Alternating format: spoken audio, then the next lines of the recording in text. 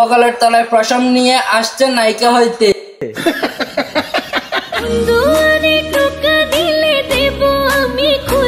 কিরে ভাই, গানের শুরুটা চেনা চেনা লাগে।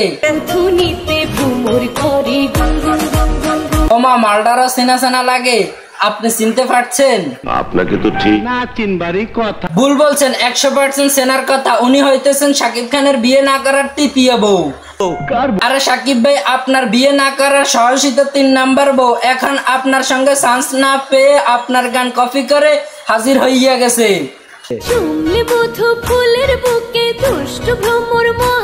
মানে ড্রেস হবে একটুখানি মিমি চক্রবর্তী হওয়ার চেষ্টা। অত সুজানা। আচ্ছা, এই মাইয়ের কি তলে তলে দোষ আছে? দোষ না থাকলে এমন ক্যামেরার অ্যাঙ্গেলে কেউ ভিডিও করতে দেয়? হ্যাঁ, আমার মনে দোষ। পায়ের ফাঁক জুম করে আমাকেও দেখাইছে শালা বাবা খোর। খাইতে পারে। আজকে রান্না করে খাওয়াবি সিসাটা বেগুন, তার আগে ফেসন গরম করবো, জ্বালাতে হবে আগুন। চলো ইন্ট্রো লাগা।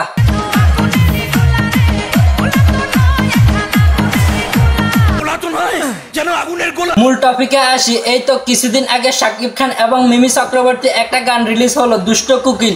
এখন ওইটার একটা 2.0 ভার্সন বাহির করেছে আমাদের দেশীয় সানি লিওন।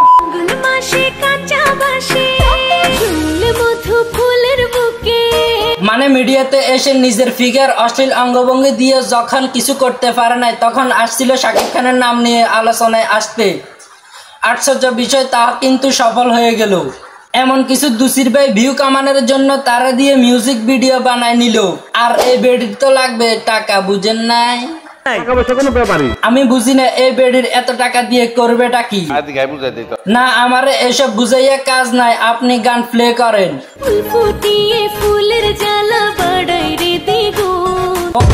পশম নিয়ে আসছে নায়িকা হইতে। প্রথমে আলোচনায় আসছে অশ্লীলতা করে, তারপর আসছে শাকিব খানের নাম নিয়ে, এইবার আসছে শাকিব খানের ভাইরাল গানের নামে অপব্যবহার করতে। সবই ঠিক ছিল, কিন্তু বোন, তুমি মিমি চক্রবর্তীর বেশ ধরতে গিয়ে নিজেকে সানি লিওন ক্রস করে ফেলেছ।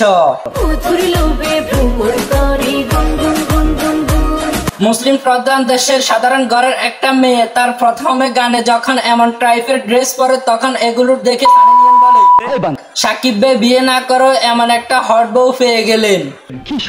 আর আমাদের দুর্ভাগ্য হইতেছে এই সমস্ত বস্তা বস্তা রিয়েকশন দেখতে হয়। আচ্ছা, তারপর কি? আমার না খালি ওর ড্রেসের কাটা অংশটুকু চোখে পড়তেছে। ভালো একটা জামা কিনে কেসি দিয়ে কাইটা ব্যবসা নাইকে হইতেছে।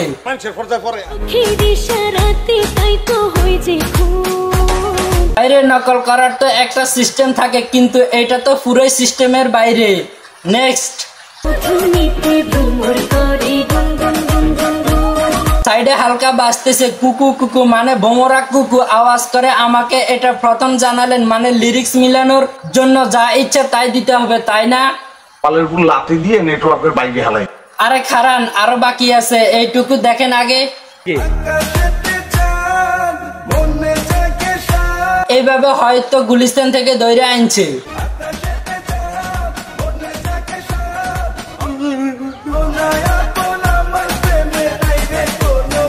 অবাক করা বিষয় হইতেছে, এরপর শাকিব খান ওইটারে দোষটা করে দিল। এইভাবে কিন্তু কিডন্যাপ করে সাইডে বসায় রাখছে।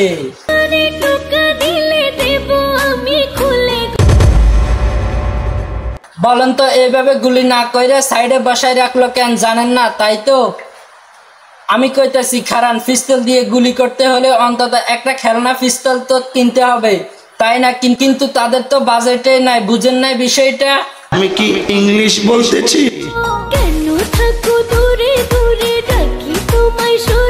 আমরা এর দেখে আজকে কি শিখতে পারলাম বলেন দেখি? আমরা শিখলাম মিডিয়াতে এসে কেউ পাত্তা না দিলে কোনো সফল ব্যক্তির নাম নিয়ে উল্টাপাল্টা ভিডিও বানিয়ে ভাইরাল হওয়া যায়। আমাদের দেশে সূত্র মতো ভাইরালের পরে প্রথম কাজ হইতেছে মিউজিক ভিডিও কামানোর লেভেল।